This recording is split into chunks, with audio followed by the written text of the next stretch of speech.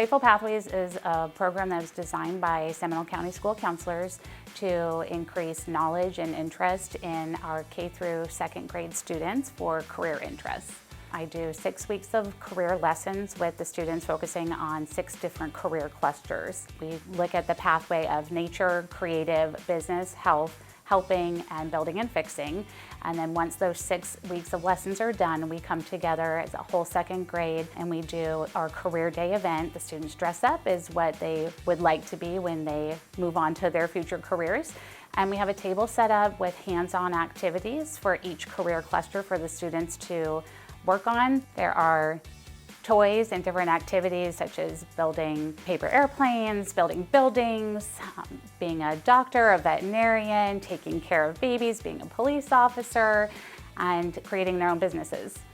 I think that the hands-on activity is a crucial piece for our students. It really brings the different careers to life for the students, allows them to have practical experience with it, and really watching them interact with one another and engage and talk about their interests is a fun part of the day. Having the students be able to make a connection between their school subjects, math, writing, reading, science, social studies, and being able to connect that to something for their future is engaging for them. During each one of our 6 weeks of lessons, I connect the different careers to school subjects. So if they love looking into science and they love being out in nature, a lot of our students have talked about marine biology. So it's just connecting what they're learning in school, encouraging them and showing them that what they are learning here does have a direct effect on their future.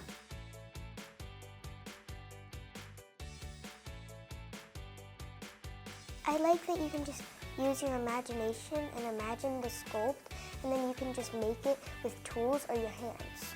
Most students come in with very limited knowledge of what potential career opportunities are for them, and by the end, listening to them talk about wanting to be marine biologists, landscape designers, building their own buildings, being business owners, opening hairstyling businesses, it just opens their minds to potential.